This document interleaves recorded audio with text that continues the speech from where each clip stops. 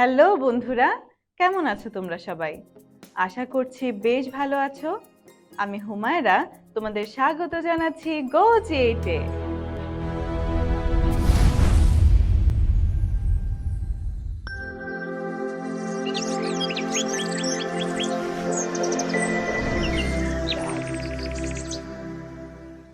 বন্ধুরা, আগের এপিসোডে আমরা একাদশ ও দ্বাদশ শ্রেণীর সমাজবিজ্ঞান দ্বিতীয় পত্র বইয়ের দশম অধ্যায় অর্থাৎ বাংলাদেশের সামাজিক উন্নয়ন থেকে সামাজিক উন্নয়নের ধারণা নিয়ে আলোচনা করেছিলাম।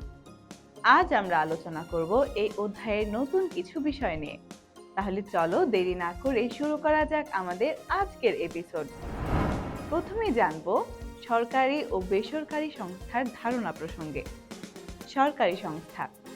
সরকারি সংস্থা হলো সরকারের প্রশাসনিক একক। সাধারণ ভাষায় সরকার কর্তৃক পরিচালিত সংস্থাকে সরকারি সংস্থা বলা হয়।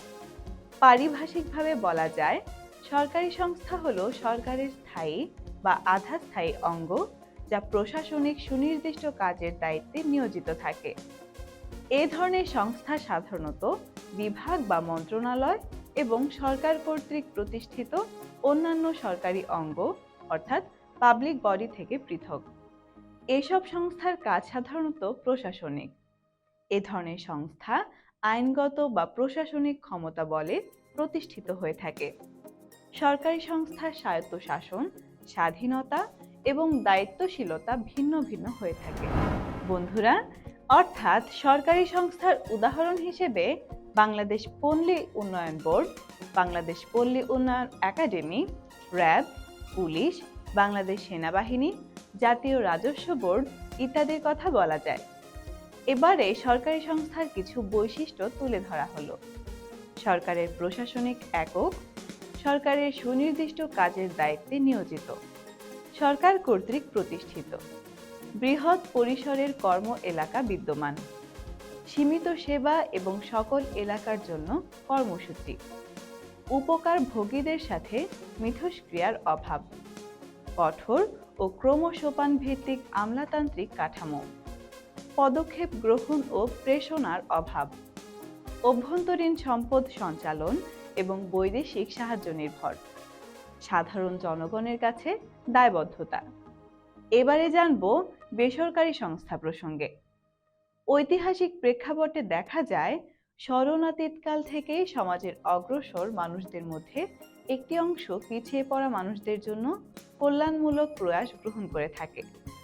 প্রাক শিল্প সমাজে এসে বিভিন্ন সামাজিক সমস্যা প্রকট আকার ধারণ করে। এই প্রেক্ষিতে বিভিন্ন ব্যক্তি ও সংগঠন পিছিয়ে পড়া মানুষদের জন্য সহায়তা করার উদ্যোগ নেয়। বন্ধুরা, দ্বিতীয় বিশ্বযুদ্ধোত্তরকালে কিছু দেশীয় ও সামাজিক সংগঠন জাতীয় এবং আন্তর্জাতিকভাবে নানা রকম উদ্যোগ গ্রহণ করে থাকে।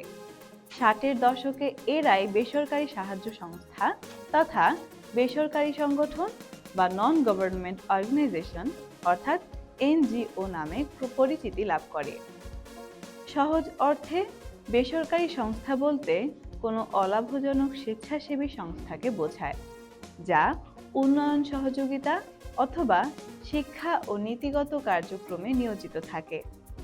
বেসরকারি সংস্থাকে একটি সংগঠন হিসেবে সংজ্ঞায়িত করা হয় এভাবে: established and governed by a group of private citizens for a stated philanthropic purpose and supported by voluntary individual contribution।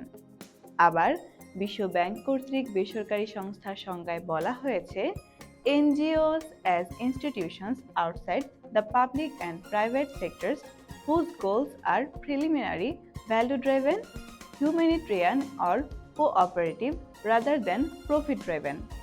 সাধারণ অর্থে এনজিও বলতে বোঝানো হয় সেই সব সংস্থাকে যেগুলো উন্নয়ন বা সেবামূলক কর্মকাণ্ডে কোনো না কোনোভাবে জড়িত থাকে। বেসরকারি সংস্থার কিছু বৈশিষ্ট্য তুলে ধরা হলো। এসব সংস্থা আন্তর্জাতিক, জাতীয় বা আঞ্চলিকভাবে সেবামূলক, শিক্ষামূলক এবং উন্নয়নমূলক কর্মকাণ্ডে নিয়োজিত থাকে। এসব সংস্থা বৈদেশিক সহায়তা, স্বেচ্ছামূলক কার্যক্রম, রেগুলেশন অর্ডিন্যান্স 1978 সালের আওতায় সমাজ কল্যাণ বিভাগের রেজিস্ট্রেশন প্রাপ্ত।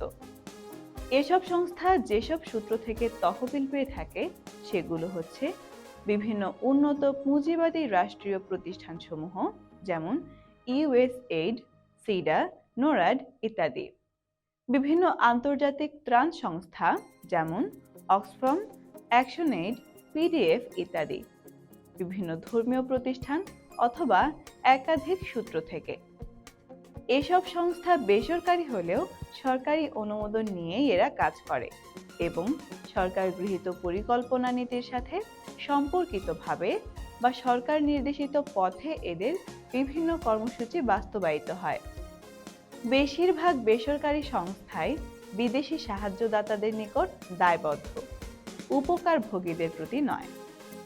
বন্ধুরা, বাংলাদেশে কর্মরত বেসরকারি সংস্থাগুলোকে প্রধানত 5 ভাগে বিভক্ত করা হয়, যথা দাতা সংস্থা যেমন সিডা, ইউএসএআইডি, নোরাড, সিআইআরডিএপি ইত্যাদি, আন্তর্জাতিক এনজিও যেমন ActionAid, CARE Bangladesh, Helen Keller International ইত্যাদি, জাতীয় কার্যক্রমের এনজিও যেমন ব্র্যাক, গ্রামীণ ব্যাংক, প্রশিকা, আশা ইত্যাদি, স্থানীয় কার্যক্রমের এনজিও যেমন উত্তরণ, রূপান্তর ইত্যাদি, পরিষেবা এনজিও যেমন আহসানিয়া মিশন, আঞ্জুমান মফিদুল ইসলাম ইত্যাদি। বন্ধুরা, এই অধ্যায়ের বাকি বিষয়ে আমরা জানব আমাদের পরের এপিসোডগুলোর মধ্য দিয়ে। আজকে তাহলে এ পর্যন্তই। এতটা সময় ধৈর্য ধরে আমার সাথে থাকার জন্য তোমাদের সবাইকে অনেক অনেক ধন্যবাদ। পরবর্তী এপিসোডের আমন্ত্রণ জানিয়ে আজ তাহলে এখানেই বিদায় নিচ্ছি। সেই পর্যন্ত তোমরা সবাই ভালো থেকো, সুস্থ থেকো এবং অবশ্যই গো জেটের সাথেই থেকো।